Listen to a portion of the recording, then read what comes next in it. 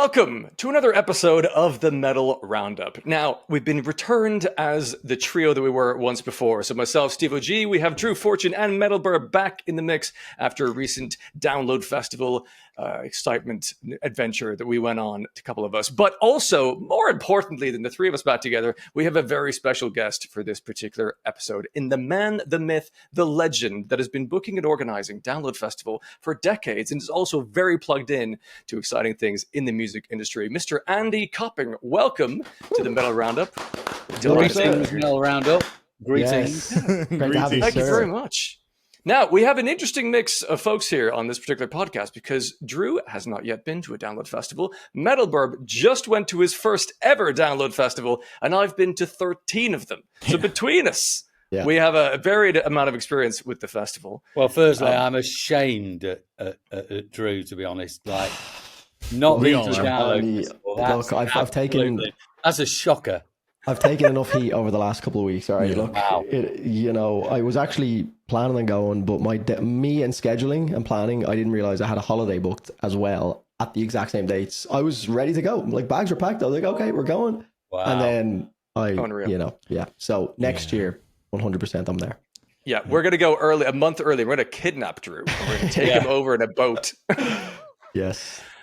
But yeah, so this is an interesting time, though. I understand you've sort of passed the baton on from the organizational side of things this year. What before we get into maybe that, what are the key kind of takeaways from yourself when you think of the Download Festival that we just had here in 2025? Are there stand-up moments you go, this one was special because? Firstly, the weather. That, without question, made a huge difference. We've had some stinkers at Download over the years, and to have 3 days of amazing weather. The little showers that we had just kind of cooled everybody down, and then it would dried up in minutes. But for the most part, just great weather.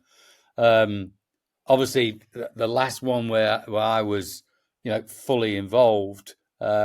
Great for it to be such a good one. I personally think it's going to be one of those. 2025 will go down in the history books. Just because everything just seemed to click. All the stuff that was going on in District X, and for people who don't know what District X is, it's like all the entertainment in the campsite and stuff that goes on after all the bands have played in the main arenas. That all starts on a Wednesday night and runs right the way through the whole festival.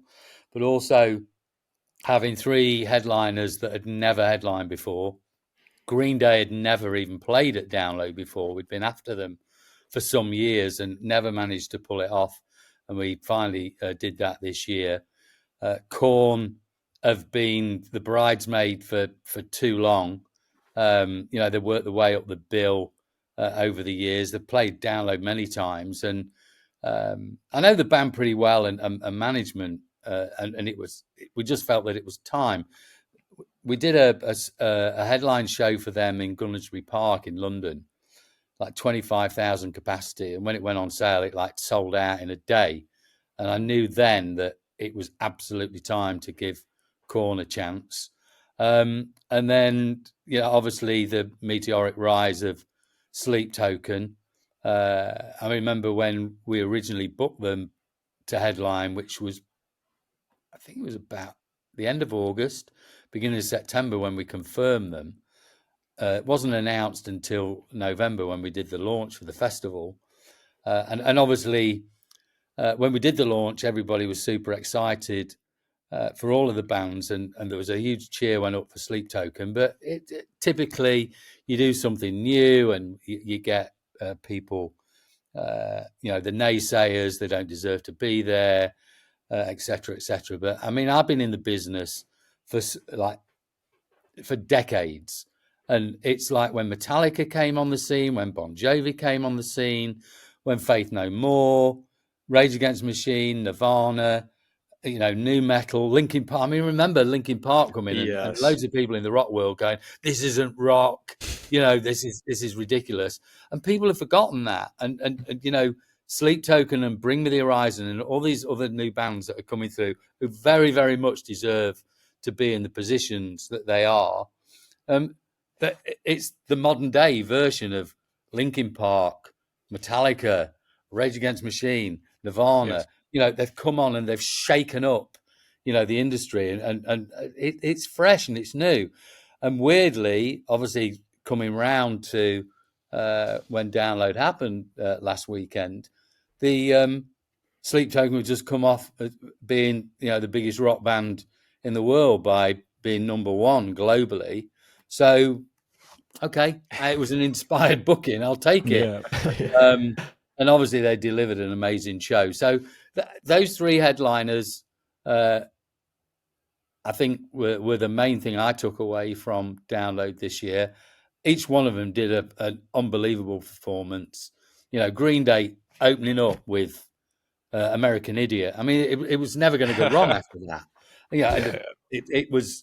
They've done long sets in the past for their own shows, anything up to 3 hours. But you know, they did an hour 50 or whatever it was. Just great songs, all the hits, like brilliant. Korn, starting with Blind. I mean, I know, perfect. Yeah. Just the right symbol. Let's go. Yeah. I mean, you know, when the you know, are you ready? And down came the screen, and bang. You're just thinking we couldn't have asked for, you know, three incredible headliners. That's not taking anything away from, you know, the rest of the bands. You look at the Green Day day on the Friday. You know, Rise Against, Jimmy Eat World, Weezer into Green Day. I mean, you know, what a lineup. And then you know, on the Korn day, Spirit Box, Bullet from a Valentine, and into Korn. There's great bands, you know, playing everywhere. And Venga Boys in the I know. District X. I mean, there were 20,000 people. I mean, there was 10,000 in the tent, and there was another 10,000 on the outside wanting to see Venga Boys. I mean, look, it's light-hearted entertainment. We've seen it happen with different things over the festival over the years. 2 years ago, we busted on the Avalanche stage. This year, again on the Avalanche stage with McFly. People just want to be entertained. There's enough rock, metal across the whole, you know, emo, new metal, whatever you want to call it, across the whole festival. There's something for everybody. So yeah, 2025. I mean, for me, it is up there with one of the best that Download's ever done. Sorry, Drew. Sorry, Drew. Show today. I know. He's going to have Listen a rough to what you episode missed, today. Drew. I mean, there's my diatribe. I was Stop, attacking Andy. you. Stop it. Yeah. Yes. Oh, No, let's I'm a check out. huge fan of all three headliners. So I was just pulling for them. I'm like, please deliver the shows I know you can do. And they did an excellent job. The weather certainly helped. Means things logistically went pretty smooth also. But one thing I want to touch on that you were talking about there is the variety of bands, styles, and bits and pieces on offer at Download Festival, I think is one of the USPs of it that really works. And I was wondering how much of that is guided by yourself and the rest of the booking team. Like, we want to offer a bit of variety.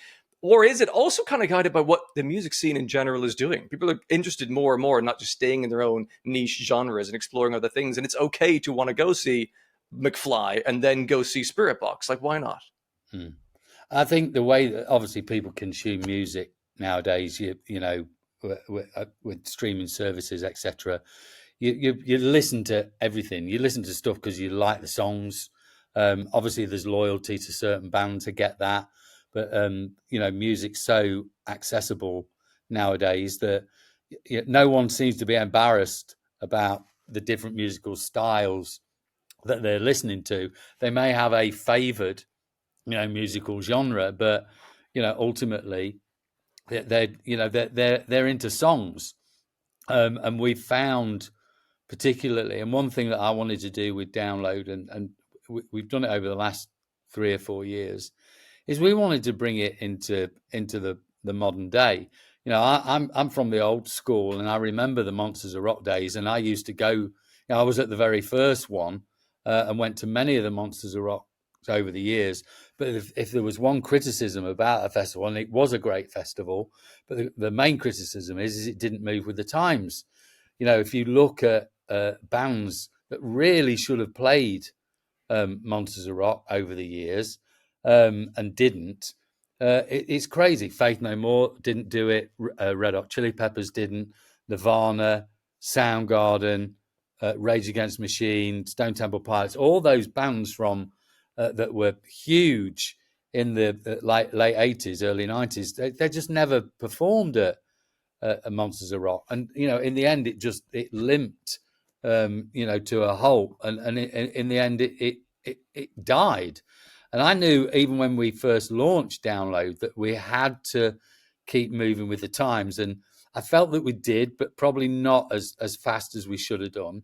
And then it really felt, I think COVID was the one that made us, all of us, because there's a booking team. I know I'm at the front of it all, but there's a booking team of 5 of us, and it was really, what are we going to do to make sure this festival runs for another 20 years? And you can't rely on Kiss, Aerosmith, Motley Crue, Def Leppard, Whitesnake, etc. It's the festival is not sustainable. As great as all those bands are, and of course they've all played Download over the years, but we wanted to bring a younger audience in to Download. So it was really important that we were championing all of the new bands. I go back in 2009. And I've said this a number of times. 2009, when I gave Slipknot the opportunity to headline, everybody thought I was mental. It's like, they're crazy. There's no way that band deserved to be a headliner. And strangely enough, that amazing performance that they did, which was actually fully recorded, and they put it out on DVD. And the following year, that was the biggest selling music DVD across the world. And from that point, that when they headlined Download in 2009, they were forever known as a festival headliner across the world. We did the same with Avenged Sevenfold. We were the first festival to give Avenged Sevenfold the opportunity to headline.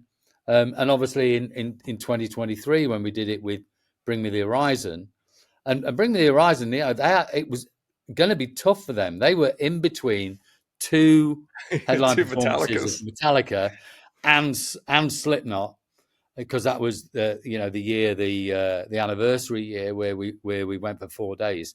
And Bring Me the Horizon absolutely smashed it. Loads of people were coming away going, I think they were the band of the weekend, because they put so much into it. And weirdly, I actually thought Slipknot were going to struggle after 2 Metallica performances, both of which were incredible. Bring Me the Horizon, whose show was off the charts. And I'm thinking people are going to be like a bit tired, 4 days of, music and Slipknot headlining. For me, Slipknot, that was the best show I'd ever seen them do. It was literally, right, we are going to close this festival and we are going to smash people to pieces, which they did.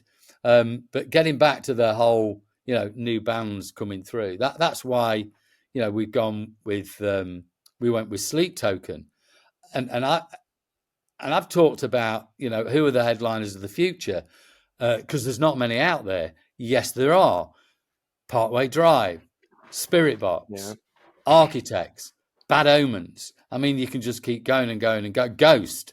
There's a number of acts out there that for me have got the potential of becoming a Download headliner. Deftones haven't headlined.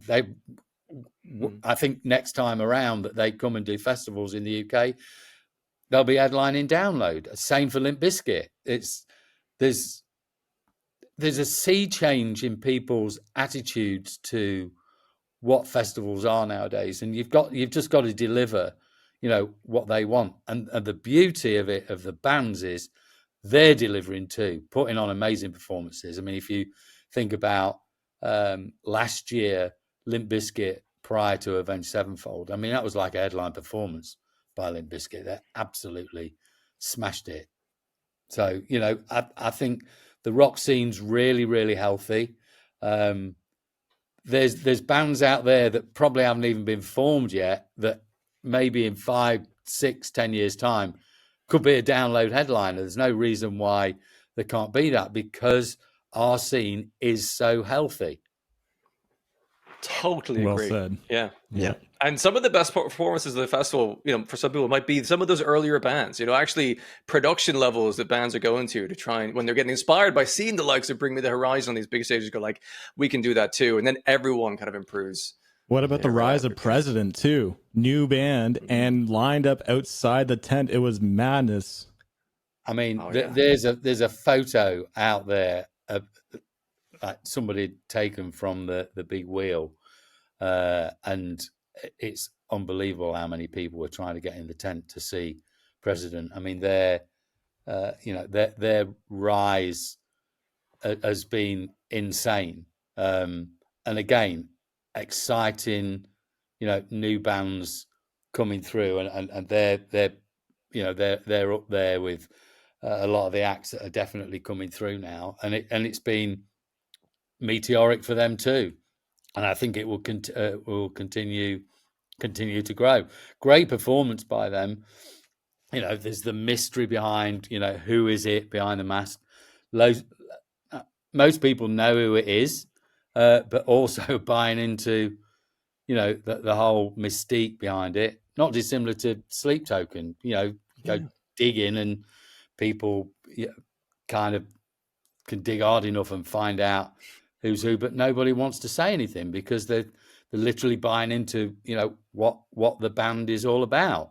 And President, are one of those acts. I mean, it's interesting, isn't it? Where whether it's Sleep Token, Ghost, Slipknot, President, bands with masks seem to be the thing right now. Yeah, it works, right? It's fun. Bit of theater. Yeah. Did it make it? You go back to when Kiss first came out, everybody was like, "Oh my god!" Like, what is this? They were all wearing the makeup, and there was a whole thing about has anybody seen a photograph with Kiss without the makeup? And then there was a load of furore in the press that we've got the first photograph of Kiss without makeup. And there's a photograph of the band, and they've just got their hands over their faces, so you can't even see who they are. And then eventually they did take the makeup off. Probably shouldn't have done. They should have kept it on. And obviously, they did put the makeup back on and had another long career with it. But Alice Cooper, a lot of these acts, it's whether it's face paint, whether it's a mask, it just gives a little bit of extra. I don't know, extra mystique about the bands that attract people. Now, Drew, do you have something? Yeah, no, just the involvement of Sleep Token and obviously Sleep Token headlining have much of an impact on your decision to have Presidents playing at the festival? Or was it something that you maybe would have risked anyway? Or the fact that Sleep Token are so big that play into it? No, I think the decision was that we were going to do it anyway. There was that wasn't really. We'd have done President anyway because we'd heard the music, and whether they were faceless as they are or if they were a band, we would have booked them. I mean, the beauty of the the Dogtooth stage is it gives an opportunity for bands to play at a festival. We're giving them a platform, and if they're starting to make some kind of inroads in the industry, that Dogtooth stage is a great introduction for them for people to go and see what they're like. And I've said this to bands all over the years at Download. I went, we're giving you the platform, just go out and do your thing. The fans at Download, they're here to see you win. They don't want you to lose. They want you to be great. You should never be scared. Just go out and do your thing. And we've seen bands rise through the stages over the years, whether that was Bullet from a Valentine. It's an interesting. Everybody's heard about the Trivium story in 2005. They were on the small stage, and very, very last minute they were added to the main stage on the Saturday, opening it, and had one of the biggest crowds of the whole weekend. And if there's anything I can put my finger on in terms of proud moments is I just think that we've given bands a real leg up and an opportunity with Download, and it will forever continue to do that. And I think, reading people's messages on the message boards and stuff, and it's on social media, where they're going, I came to Download to see 12, 13 bands, whatever, but I went into the tent, or I saw this band, they're my new favorite band. And that's the thing, is it's also a world of discovery at Download. You can go and see your favorite acts, but also you can discover new acts, and as I say, the festival will always continue to do that. I think you kind of answered the question already, but being so proud and talking about Sleep Token as a headliner, and there's so much backlash about them being a headliner, and you were kind of talking about how Linkin Park got backlash and all this stuff, but how glad are you now, since Sleep Token has headlined, and just seen, like, how glad are you that the fact that they actually headlined Download Festival? Well, I'm overjoyed that's happened. And the other thing is I know that it was right, because that band I know for a fact they've got offers for 8 festivals across Europe next year to headline. Whether they'll do it or not, who knows? But the fact that other festivals are now going, yes, we want to take Sleep Token. I mean, they played at Rock am Ring, Rock am Park, kind of as a sub-headline. It's very, they do the festivals very different over there. Like a main headliner plays, and then there's another headliner that goes on afterwards, like either at 11:30, or I think at Rock am Ring they went on at 1:00 in the morning. What? Yeah, no, it's can't do crazy how that. they do. Some festivals do that because they have their curfew times are a lot later. The UK curfew times are like for live music for the most part 11 p.m. So I certainly feel, as I did with Slipknot, as I did with Avenged Sevenfold, and as I've done with Bring Me the Horizon, same with Sleep Token, these bands are now going to be recognised as festival headliners across the world. End of. And if Download is the first festival to take that chance, great. That sets us apart from everybody else. I mean, the festival's been copied numerous times all over the world. Danny Wimmer presents, in America, and I know Danny very, very well. We're good mates, and he said to me, that all my festivals over here, Louder Than Life, Aftershock, Rockville, he said, I've just copied your formula. He said, it works, and that's what we're doing in the US. And I've been on the phone to Danny, and he's going, I'm not sure I should really, take a chance on this act or pay this amount of money for the act. And I go, Danny, it will change the whole face of what your festival's about. It will put you in the big league. You'll sit at the top table. Like, do it. That's what we've done at Download. Knotfest, same thing. I'm very friendly with that camp, the band and management. They've said the same thing. We've just taken your formula and we've created Knotfest, and we're taking that all over the world. I'm completely flattered by that. We've tried a number of times to do Download in other parts of the world. In some cases, to some success, others not that successful.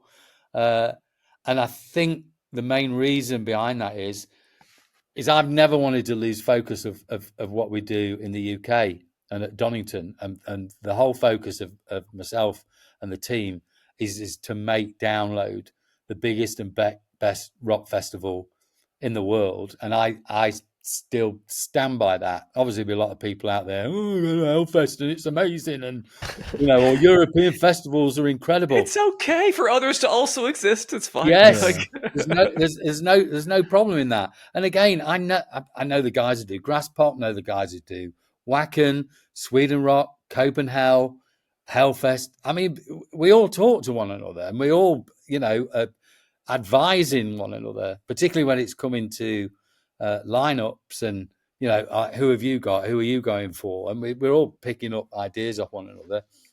And I mean, I always take it personally when people attack Download and saying, "Oh, it's it's not as good as Monsters of Rock," or "It's not as good as this, it's not as good as that." When you get on that site at Download, it has a spirit. There's something about Donington Park that when you walk onto the site, the bands will tell you it. The bands, the managers, the agents, the press, everybody who comes, it's like there's just something about Donington Park and Download Festival, and it's forever had that magic, and long may it continue. It was the totally agree. best music festival I've ever been to. The only one I've been to. Yes. Yeah, listen, I've been to many festivals and played at many in my 20s as well. And I consider it a hallowed ground. It is a yearly pilgrimage. We go to Download every year, and it's just the absolute best. And one of my favorite things is when you take the swings at bands, people go like, really? Is that band in a headline? But actually what happens is there's a sea of people to see the Linkin Park headline, and everyone knows every freaking word and is singing along. Yeah. Same thing with Fall Out Boy. But like, really, Fall Out Boy? And then people are loving it. Like those things are fantastic. And also, yeah, go on. Sorry, just to jump in there. It's interesting with Fall Out Boy because Fall Out Boy played for the first time in 2014 as main support to Linkin Park when Linkin Park did Hybrid Theory. Yes. And bearing in mind that year when Linkin Park did Hybrid Theory, they'd never played Hybrid Theory in full before, and they didn't do it after then. Obviously, it wasn't much longer after then where poor Chester passed, but that was a really special moment. And Fall Out Boy were really nervous about playing. Again, it's a metal festival, we're just going to get abused and people are going to throw things at them. And I said to him, I said, just go on, do your thing. Their performance in 2014 was off the charts. I mean, they've got so many like big songs. Crowd was huge. They came off, and I literally saw them as they came off stage, and they went, "That's the best show that we've ever played."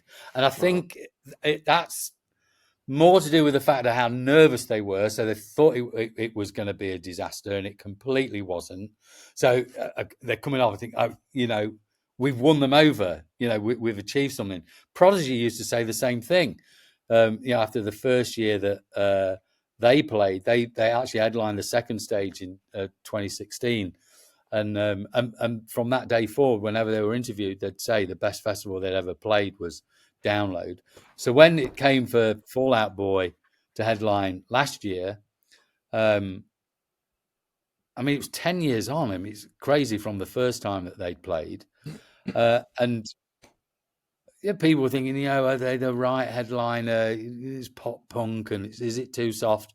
And it really wasn't. It was a great, great show, great songs, great production, and the band absolutely loved it. Green Day this year, I got a note straight after from the agent going, they absolutely loved the show, was never expecting to have such an audience reaction like they did.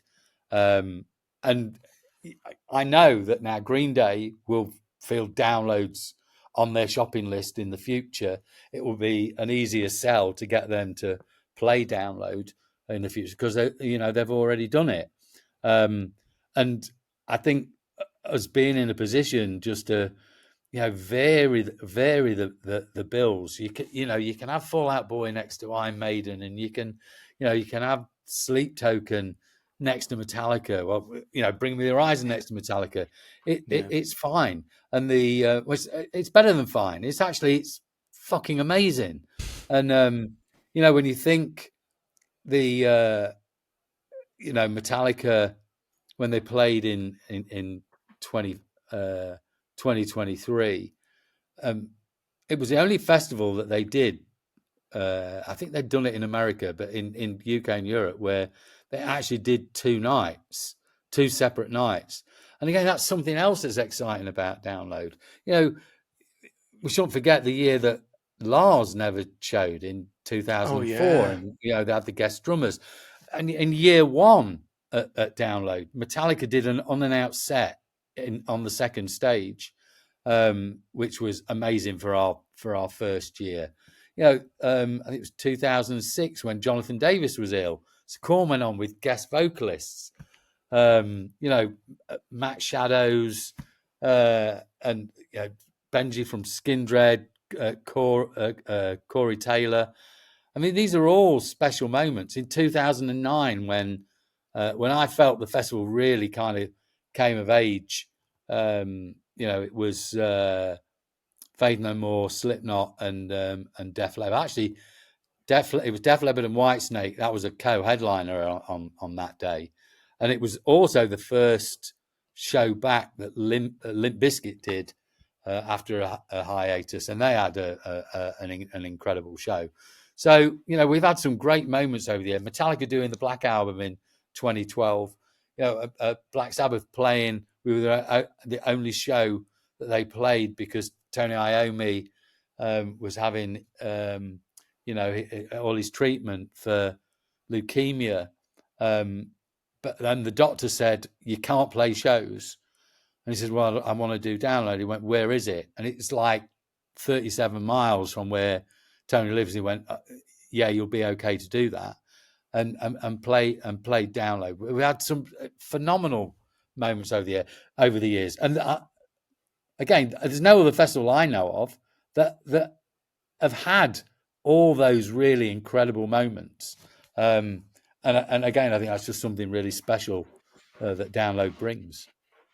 Now, we get jokingly called the Sleep Token Roundup because we talk about that band quite a lot. But one of my most talked about moments at Download at Special is seeing Sleep Token there in 2018 when they were brand new on the Dogtooth stage there. And at the time, that Dogtooth stage was like half the size that it is now. How involved were you in knowing about that band at the time of that booking? Were you thinking like, this is a special band, let's see what happens? Were you involved with them in any kind of stage? Or like, let's give them the opportunity? Or was that one of many new bands that got booked? Like, yeah, I think they're good, give them a chance, but you don't necessarily know what the future could hold for them at that stage. Yeah, when they were booked in 2018, I've got to give credit to Cam, who's worked alongside me for 7-8 years, and obviously now Cam's picking up the baton for Download. But he kind of you know, he'd got into the band real early, and when we were talking about, you know, putting the bill together, and he said we should have them on, which we did in 2018. And the first time they really came to I was obviously aware of them, but when I felt this band is going to go on to bigger and better things was Download Pilot in 2021. When I went into the tent and they came on, and I thought, something's happening here. This band they've just got something that's setting them apart from everything else. It wasn't just the fact that, you know, they were there with the masks. It was just like the music and everything about them. So Cam, I have to give credit for pushing to get and it wasn't a hard push, I have to say. You know, I trust him implicitly when he says we should give this band a try. But in 2021, for me, I'm like, yeah, something's happening here with this band. This is going to be something not dissimilar to when we first put Ghost on. I was familiar with Ghost, and when we put them on, I think it was 2009, the first time. Again, it was like, yeah, something's happening here. And you go back, people forget, you know, 21 Pilots played in the 2014, I think it was. Yeah, and I saw that show. in the small town. Again, something was happening with them too, and you kind of feel lucky that you know, or we were on to these bands really, really early and giving them a chance, and people, you know, kind of having a go at us. It's like, oh, you know, you're just booking any old rubbish to fill slots, and actually, no, we're not. There's a method behind the reasoning why we're putting these bands on. Is we believe in them, and okay, not every single one of them is going to come through, but our strike rate is pretty good. I trust the you know, the booking team when they come with suggestions. You know, it's the best A&R that you can have. We're all music lovers. I'm of an older age. There's a younger generation coming through, and having them as part of the team just keeps everything, you know, on an even keel and keeps things fresh. But yeah, you know, booking Sleep Token in 2018, and then, you know, 7 years later they're headlining. I mean, that's phenomenal, and just how they've exploded across the world. I accept it's like every band is a Marmite band. You know, I remember when I booked AC/DC in 2010. I'm thinking that's it. I've you know, I can put my feet up. I'm done. I've booked AC/DC. It's incredible. And we had more people saying, "Nah, AC/DC, whatever." I'm like, what? But it's gone down as one of the greatest sets of all time as well. Yeah, Like and this is, I mean, the story about that whole thing about how they weren't doing festivals. They hadn't done festivals for 9 years. Every festival in the world had been trying to book them, weren't interested, and I'd gone and I just remember I'd been to a like some function, some event, and I'd actually gone back into the office. It was late at night. It was nearly 1 o'clock in the morning, and I'm sat there thinking, I've got no headliners for Download in 2010. I haven't got anything, and this is crazy. And I sat there thinking, I want AC/DC. Now, if I was Angus or Malcolm Young, what would make me play this festival? And I started obviously, nice, big, fat, juicy check. That's at the top of the list, That of helps. course. But then I was going through all these other things. It's, you know, their association with Monsters of Rock and Donington, their association with the previous booker of Monsters of Rock Festival, which was a guy called Maurice Jones. He was along with a guy called Paul Lowsby, who'd come up with the idea of Monsters of Rock. Now, Morris was very, very close to AC/DC, and they'd played Monsters of Rock, I think, 3 times. Was it 3 or... Yeah, 3 times, I think, altogether. And Morris had just passed away. And I said that we were going to be doing a tribute to Morris. And I'd written all these things down. It was the anniversary of the Back in Black album. And I was coming up with all these ideas. Anyway, and I sent it. I closed my computer down. And I thought, you know what, I'll ring the agent, because the agent was in America. And I rang, and his secretary says, "Oh, no, he's not here. His name's Chris Dalston. Chris isn't here." That's unusual. He's like nearly always in the office. Anyway, I'm walking back to my flat, and my BlackBerry flashes. Anyway, it's Chris Dalston. He goes, "I'm in Argentina with AC/DC. I've just shown their manager your email. He's going over to talk to Angus and Malcolm now. I think we're on."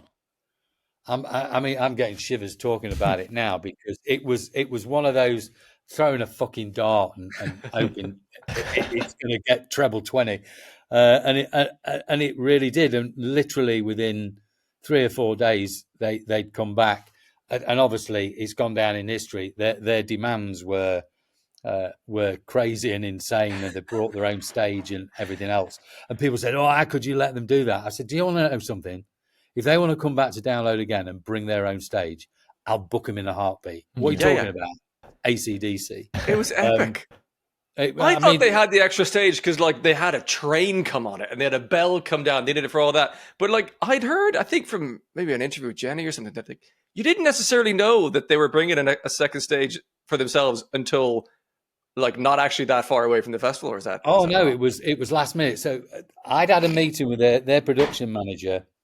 His name's Opie, and he Opie does like Black Sabbath, U2, Rolling Stones, AC/DC, Guns N' Roses. He's like the production manager of the big acts.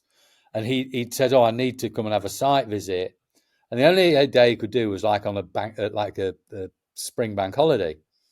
Anyway, he'd come over. He's reasonably familiar with the site anyway. I mean, he'd been there in 2006 with Guns N' Roses, and he'd been there with a number of other bands. But he was there specifically on the behalf of AC/DC. We were walking around the site and everything else. And I said, "Look, I understand what their production values and everything else. You need to tell me who your suppliers are for PA, lights, stage, screens." I went, "I'll replicate exactly what AC/DC have on the road to the letter. And as long as obviously we can use it for the other days, for the other bands. But it effectively will be AC/DC production." He's gone, "Great, that's perfect. Yeah, no problem. Brilliant." So, of course, we were off to the races.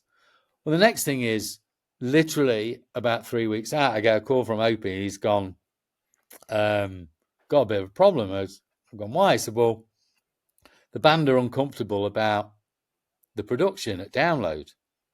I don't know why I'm replicating it. He said, "Yeah," he said, "but they're so particular about what they do. If they come out and there's one light that's not in the right place, they'll freak out and they'll get really pissed off." I says, "Well, what we're going to do?" He says, "Well, we'll bring our stage." And I said, "Well, you're going to be having to use that a couple of days after Download. So what am I going to do about the other bands?" He says, "Yeah, we can't have other bands playing on it." I'm like, "Oh no, we're going to have No. two main stages here." I speak to my production manager about it, and he's gone, "Well, we can do it, but it's a bit bonkers." I went, "It doesn't matter how bonkers it is. We have to do this." And we did, and we pulled it off. I mean, it was one of the biggest downloads we ever had, because I'd got AC/DC locked, and the twist to it is I did have one headliner already locked in place, but I wasn't overtly comfortable with it, and that was Aerosmith? no, those Crooked Vultures. Oh, They were actually a headliner in 2010. They were the only band that I got, and I was sitting there thinking, as good. No, them Crooked Vultures, isn't it? Not those. Them Crooked Vultures. And I just thought it's not big enough. Anyway, so I had to talk to them and say, "Look, I've booked AC/DC. I want you as their special guest." And in fairness to Josh Harmon, Dave Grohl, and the rest of them, John Paul Jones, they got it. They said, "Yeah, no, that's fine. We'll do it." And then suddenly, out of the blue, Rage Against the Machine and Aerosmith confirmed. So I had these three smash it out the park headliners, but that had gone from having nothing. And actually in 2006, the only headliner that we had was Tool. We just didn't have another two headliners. And Tool at the time, big though they weren't like a knock them out the park headliner. I'm like, what are we going to do? And it was literally I think it was the February of the actual year, so 4 months away. Download's going to happen. The guy that I was booking it with, Stuart Galbraith, calls me. He said, "I've just had a call from an agent, and he said, do we want Guns N' Roses and Metallica?" And I thought he was joking, because we'd been really struggling. I went, "Well, yeah, is it real?" He went, "Well, he says that it is." And then by chance, we booked Guns N' Roses and Metallica. I mean, how that happened, I just pure luck. And the beauty of that was as well, Metallica's set, we didn't even know about it. They played Master of Puppets in full. Wasn't advertised. And that was a special show. Again, I mean, the more and more I talk about stuff, I'm thinking, oh yeah, that happened. We've been really, really lucky. over the years with the bands that we've had. Yeah, just more How and do you more deal think, with? how has Drew never been? It's always been good, Yeah, Drew. I know. I wouldn't have been an ACDC kid, to be fair. Now, I don't think I strike anyone as an ACDC kid. But Andy, what I was going to say was, like, how do you deal with this chaos? This is stressing me out hearing about all these last minute chops and changes. Is this like water off a duck's back at this point to you, or is there still this chaos even today? It's complete chaos. I mean, somebody Okay. said to me, how do you sleep? I said, I've not slept in 30 years. It literally, the Yeah. stress levels are intense, like You'd have to love it. really intense. Yeah. The demands that you get from bands, the pressure you put on yourself because you want to deliver a great download. You want the people to keep coming back. And as a music lover, I've always booked download in the way that what would make me put my hand in my pocket to go and buy a ticket for a festival. And I have always thought of it from a fan's point of view. That's not to say every band that I book, I'm a fan of. I'm not. Some bands that don't really, float my boat. I mean, there's not many of them, but I have to think. What's popular at that time, what's right for the festival. But ultimately, you just want to do the best job, and it is. It's really, really stressful. Got an amazing team that's been around me, particularly over the last 7 or 8 years. I mean, I used up until 2007. There was two of us booking it, myself and Stuart Galbraith, and then from 2008 until about 2015, I did it on my own. I booked every single band, and then it got kind of too much. So there was a guy called Dave Bradley who worked with me, and then he was became. It was just the two of us booking it, and then we built the team from there. But yeah, I mean, you get so stressed. But look, it's the best job in the world. I mean, you're booking this major festival that, believe me, there's other festival bookers across the world are envious of what Download is and what Download gets and what Download does. And being the custodian of that of Download all these years, it's a complete and utter honor. As a young teenage kid going to the very first Monsters of Rock in 1980. And I just remember walking over it was within the racetrack then. I walked over the racetrack and looked down into the bowl of the racetrack and just seeing that crowd of people. And they were all me. Every single one of them, they were me. And I would never have dreamt that, in 20 odd years later, I'd be booking that bands in that same place. Yeah.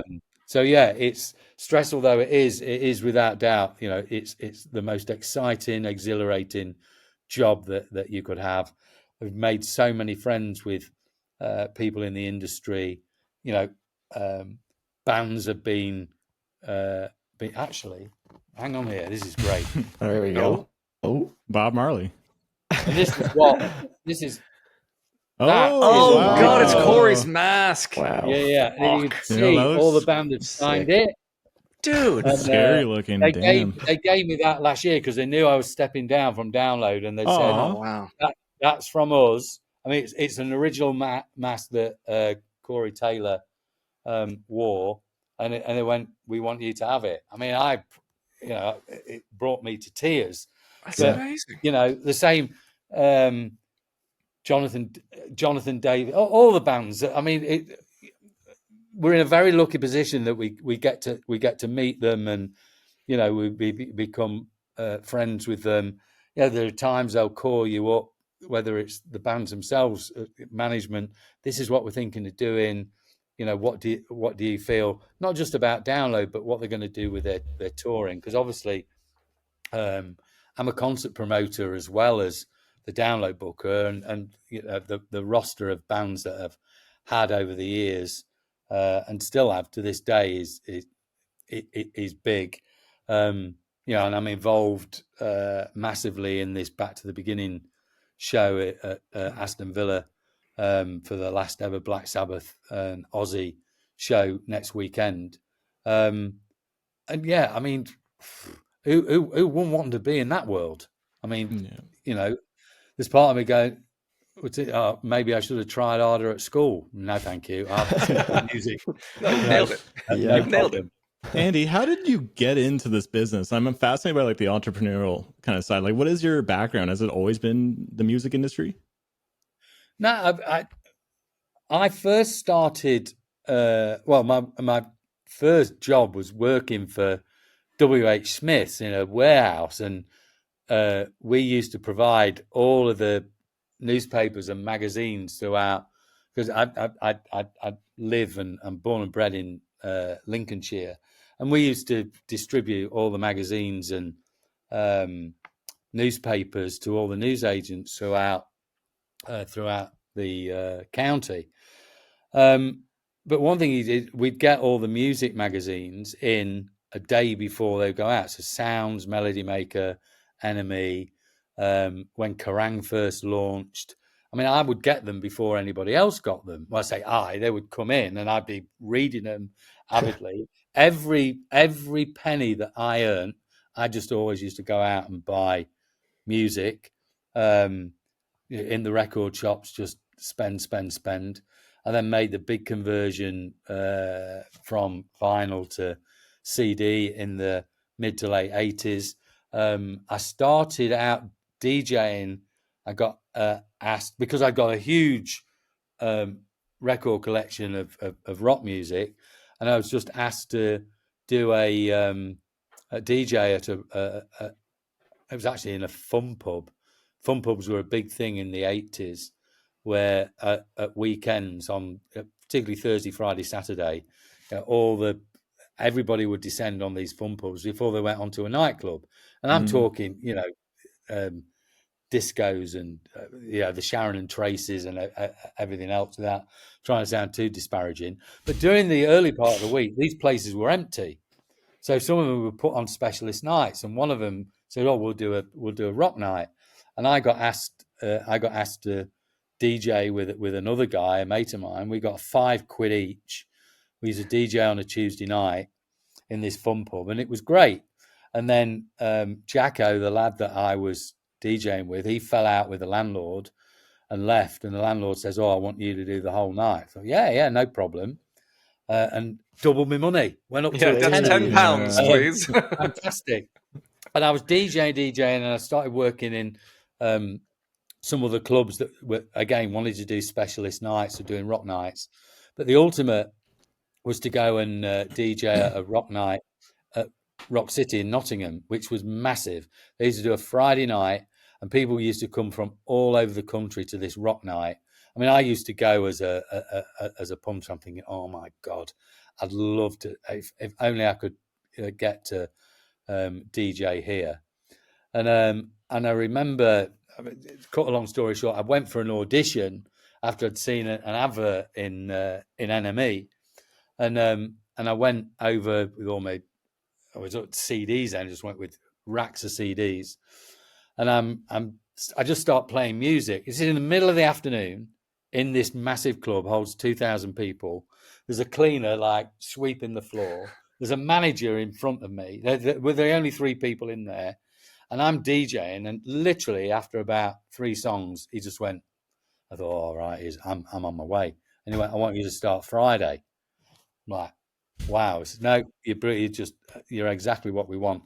So I started DJing at Rock City in 1989, and I started advising them, "Oh, you should book this band, you should book that band," because it was also, not only was it a club, but it was also a venue, and I'd seen loads of bands playing there over the years. So I used to suggest to them, "Oh, you should book this band, you should book that band." And then after a couple of years, they said, "Oh, would you take over the booking of the bands here?"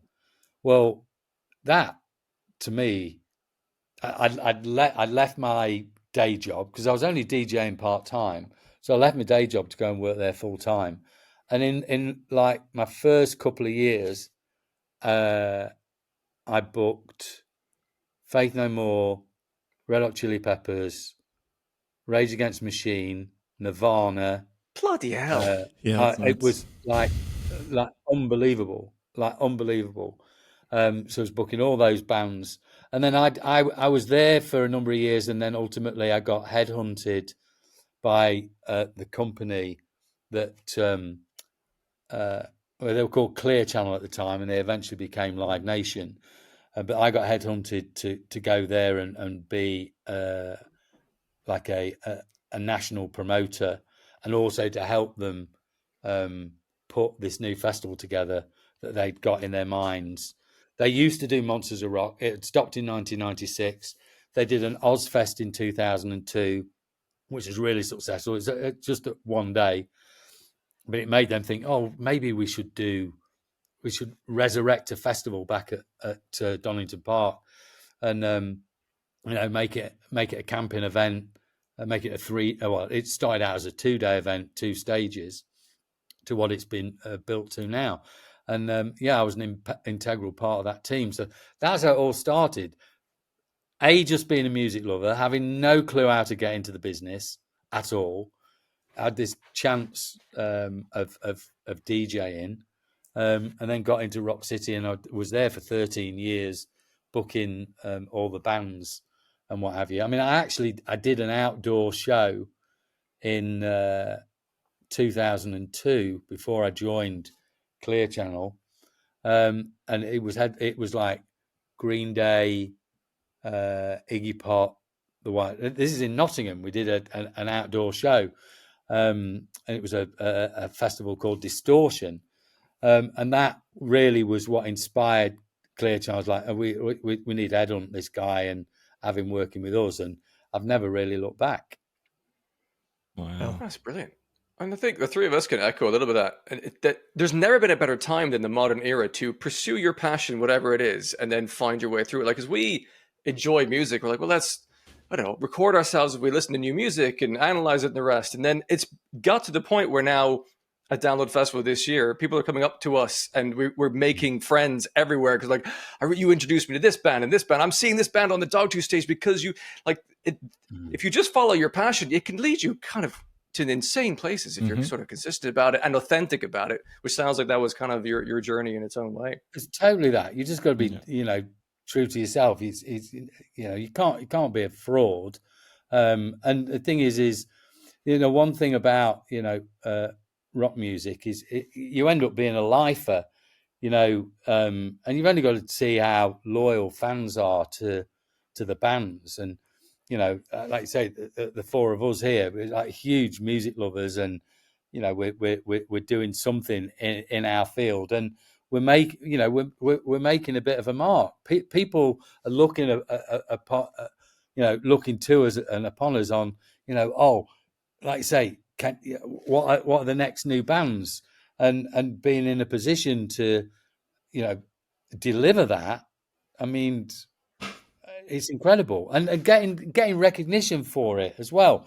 If it is somebody just coming up saying, "Oh, thank you for booking so and so," or "Thank you for putting Download on," or whatever. I mean, I'd still get a thrill from that, because you feel that you're doing something right. The day when nobody says that to you, obviously it's time to move on. But we built Download up to a great place. I'm leaving it in good hands. I'm still, there on a consultancy level. They call me for advice, but I want and the new team they're already booking for next year.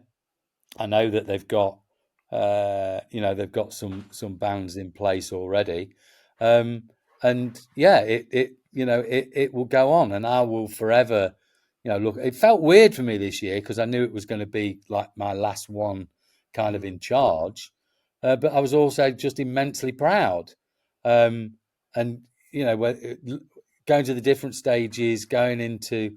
I mean, District X in itself has become a festival within a festival, and more people are now coming for the full 5 days because they want to take everything in that's happening in District X before the main arena opens. Yeah, it's been a privilege and will always be a privilege. What's led to this being the moment to go, let's hand over the reins, as it were? Mm-hmm. I think I was finding I was managing a team of 20 people altogether. The download teams, there's 5 of us, but there's another 15 people, concert promoters within Live Nation.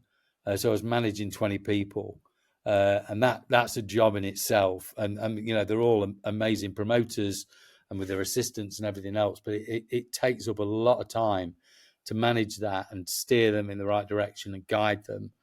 That's one job in its own.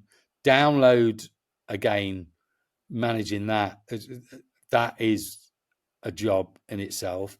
And then I have a roster of bands that I promote. And I mean, the list, it's huge. That's too much, Andy. Mm-hmm. Yeah, well, it did become too much because it's not just on the rock side, but I'm the promoter of Lana Del Rey, Drake, Kendrick Lamar, Christina Aguilera, Avril Lavigne, Goodness me. as well as Iron Maiden, Slipknot, Bring Me the Horizon. When do you sleep? Well, that's what I mean. I haven't slept in 30 years. That's why he's still with us on this podcast. Yeah. And I just felt, and I'm getting, we're all getting older.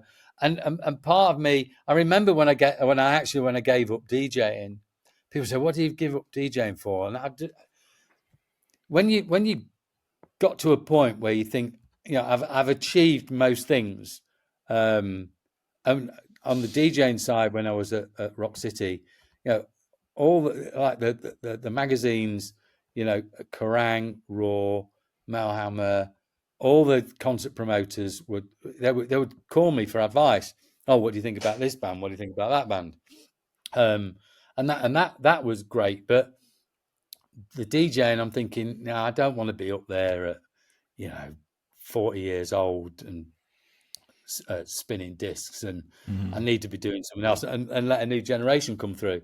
And that's how I felt with Download. Is we built it up to such a level that it is time to, in the same way that I was given an opportunity, I want to give the opportunity to people that have worked with me and that are very capable and will take Download to it's next level and for the next 20 odd years. So it was really all that, a lot of work. I needed to kind of just trim things back a little bit. I'm still promoting some bands, not as many as I was, but still, I mean, at the minute, we've got Lana Del Rey out, Guns N' Roses I'm still promoting, that's out at the moment. Maiden? Are you doing them as well at the moment? Sorry? You're doing Iron Maiden as well at the moment? I'm doing Iron Maiden as well. So I've still got a lot of bands that are still what I would say are on my roster and on a consultancy level.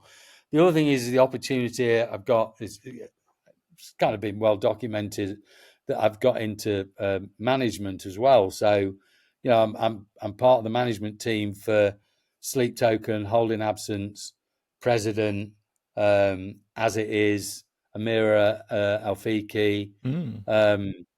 So and that's really interesting too, because I know there's a lot that I can offer on that side, strategizing, on a business level. So I kind of wanted to dip my toe into those waters, and a lot of that came from because managers were asking me for advice on different things. I was a good soundboard for, and still am.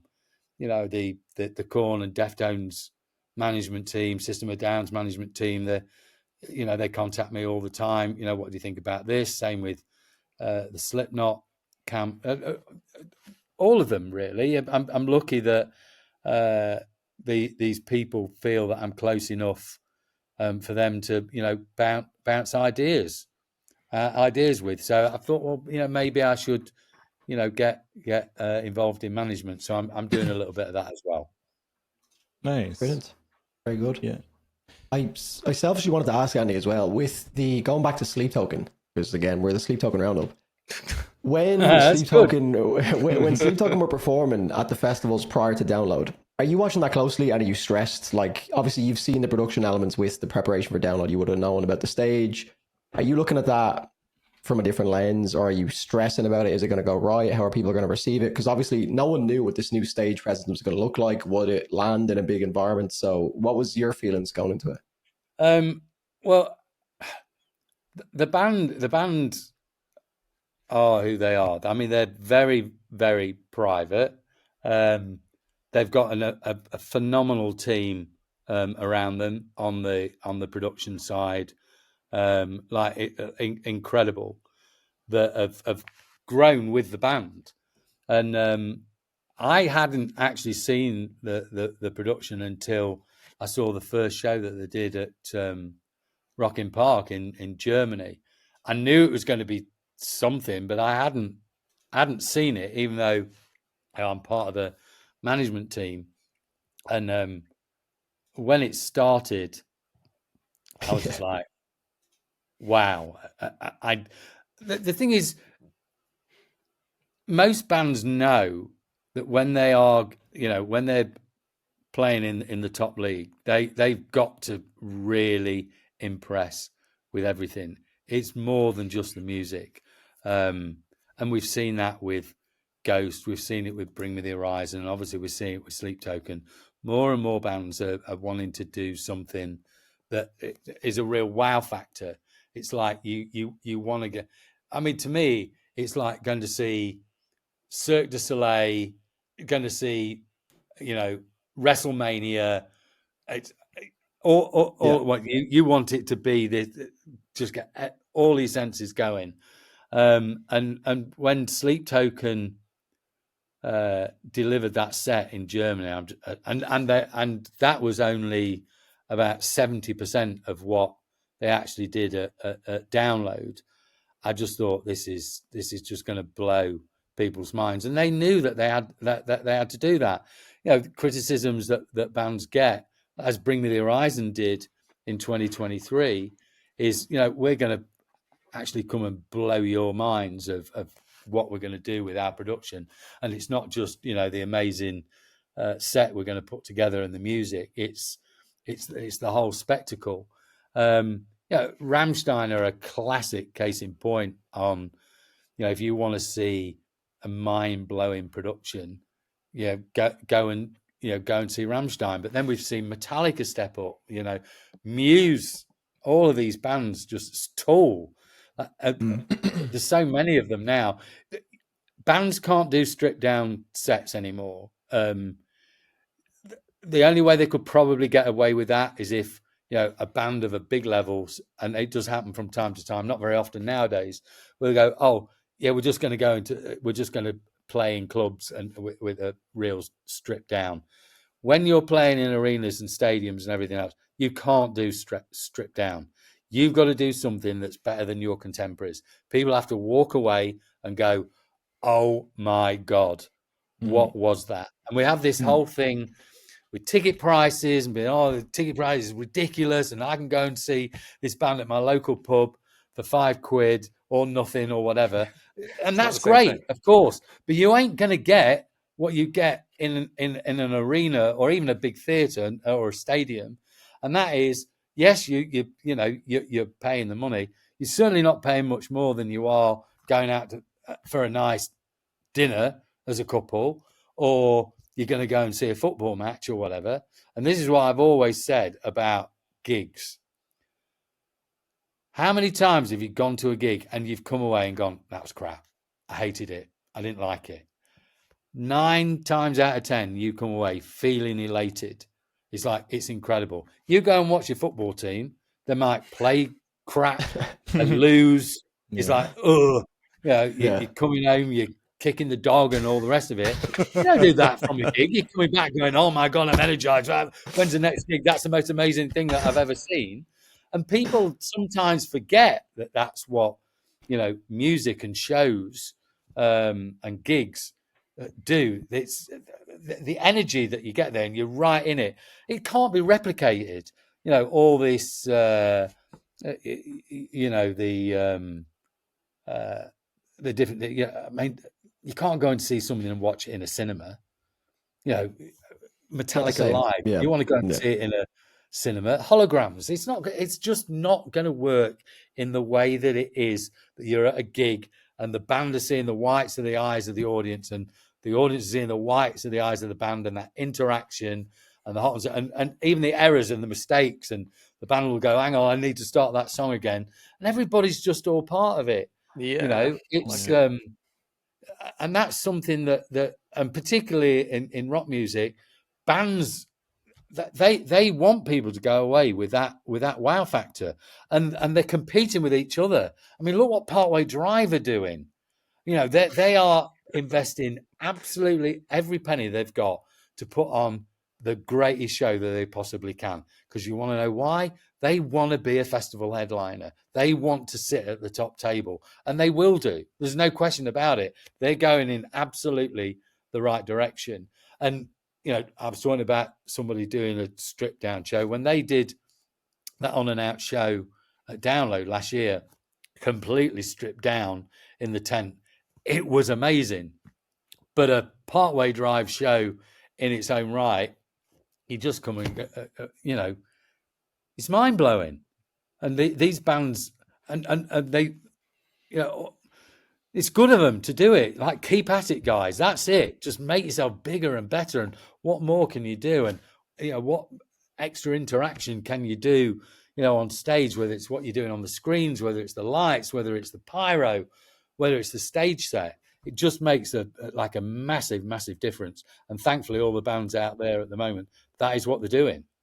Yeah, I say this now, but I think the best live festival performance I've ever seen was Bring Me the Horizon. I think what they did in 2023 made so many other bands go, "Oh, I didn't even know that was possible." Right, what can we do? And everyone's game got raised. It's completely insane.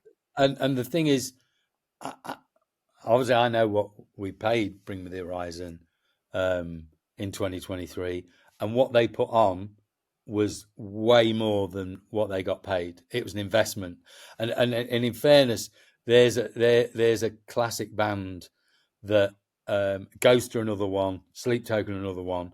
Right now in their careers, it's about the reinvestment, and it's not about, we could strip it back and we'll make more money because we haven't got so much production.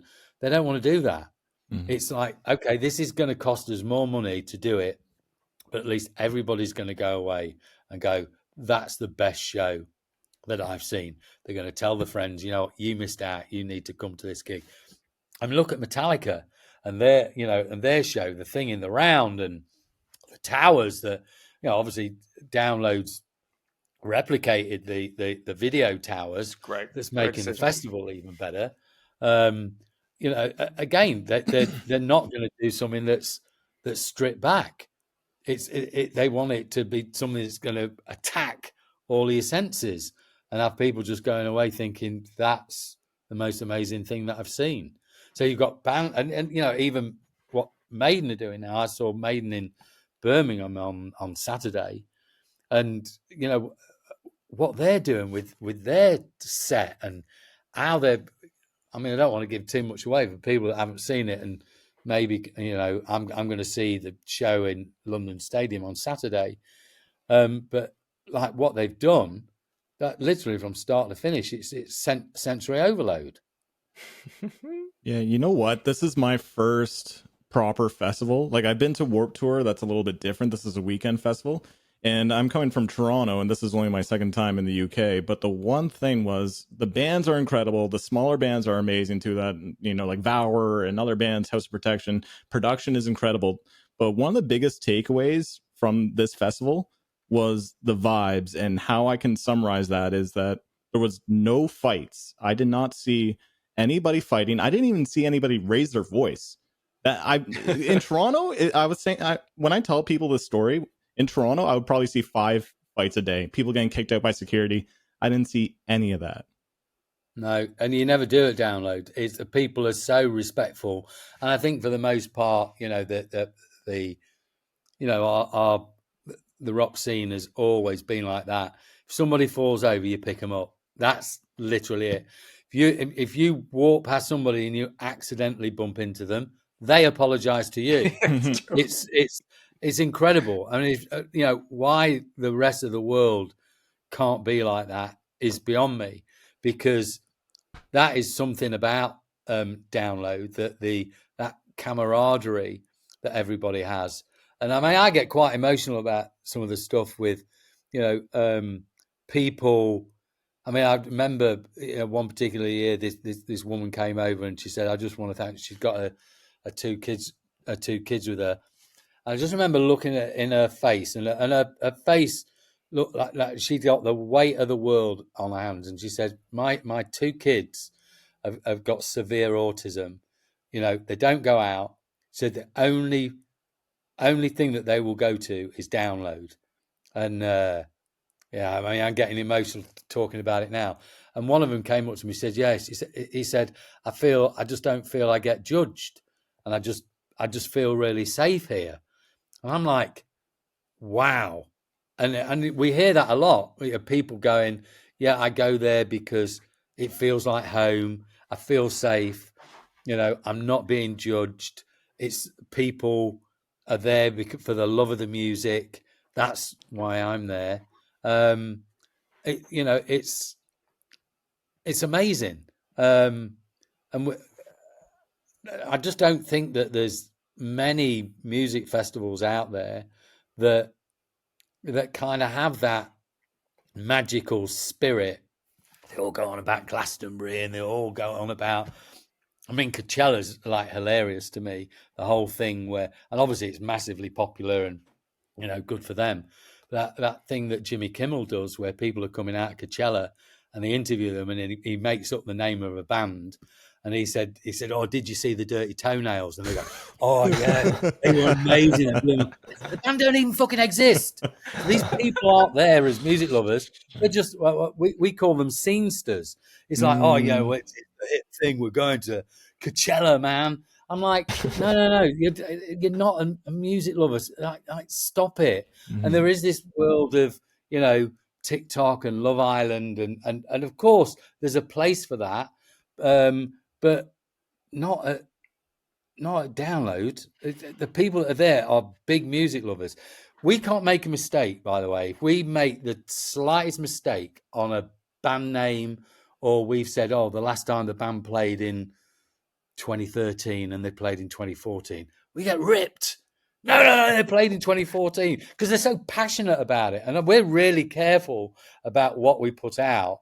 I mean, I'm a bit of an anorak and a you know, walking encyclopedia about stuff to do with download, and I remember stuff. But you know, that's how passionate, you know, our audience is, as we all are. You know, the bands that we love, we know every little idiosyncrasy about them. We know the band members, and we know their ages, and you know, we know what other bands that they were in, and we know who wrote what track and who produced the album and everything else. I mean, that's just how dedicated the rock audiences are, and we see that, you know, at download. And the amount of people, and again, I've said this a lot, the amount of people that've got download tattooed on their bodies, whether it's I've the download considered it. dog, I've considered it. I mean, it's incredible. I mean, there was somebody there, like, sorry, down the leg. He's got like 7 different download dogs. You know, the different, Wow. because it changes each year. He's going, I "Oh yeah, want I've the had this one totem. done." I want the totem on my calf. Totem's on the back. One girl, she's got this massive download across her shoulders, and then the totem right down her spine. Wow. And it's like, and she's displaying it. You know how proud she is, and I've said it in interviews before. Don't see anybody with a Glastonbury tattoo. You don't see anybody with a Coachella tattoo, or Reading and Leeds, but we see hundreds and hundreds of people with download tattoos, and that's because they love the festival. The festival does not exist without them. The festival belongs to them. I've said it right from the very, very beginning. If it's not for the fans, we have nothing. And you can put the bands on, and we would do the stage, and we do all the production and everything else. But if the people don't come, you've got nothing. And we've made, right in the very, very beginning, we'd set up forums, getting the fans to write in what they'd like to see at Download, what they'd like to improve, and it's very taxing dealing with that, because people are going, why haven't you got a toasted sandwich machine, and why don't you do this, and why don't you do this flavor of that, and the car park should be over here, and all the rest of it. But we've made changes over the years from the input that we've got from the people that are buying the tickets, and if they feel they've got a voice, they'll keep coming, because yes, we do listen to them. We're not perfect, but we're continually trying to get to a point where we possibly are.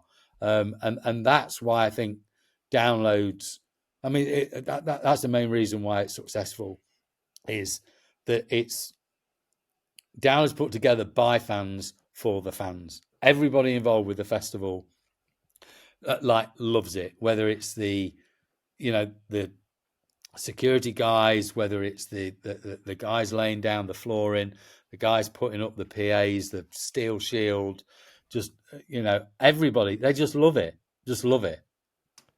Yeah, Take my money. Having been there, take my money. Come on, Drew. You sold me, sir. I mean, this is like the biggest sales pitch I could ever do. No, I'm so That's a excited. good one. I'm so excited for 2026 when the three of us are there and we all get matching Download tattoos. Let's go. Yeah. I've always thought that a festival's a terrible place to get a tattoo because the sun, the weather, but maybe for Drew. Yeah. Just don't be a scenester, Drew. Just pretend you're not I'll actually. get at the festival, Steve. I'll get after or before. Just really commit to it. Well, it's been a joy to chat to you today, Andy. So much. Thank you so much for your time. You've been super generous. Your insights, the stories have been immense. I cannot wait for the three of us to experience it properly with Drew as well next year in 2026. Thank you again. And we look forward to it. I'm sure it'll be another great year, especially with the team you put together there. It will be. And listen, thank you for you guys and letting me come on here and warble on about stuff. I'm super passionate about the festival. I'm super passionate about music and, talking to you guys. I know you have that same passion. So we're breathing the same air. Wonderful. Thanks. Pleasure. Been a pleasure. Pleasure, sir. Thank you so much, Andy.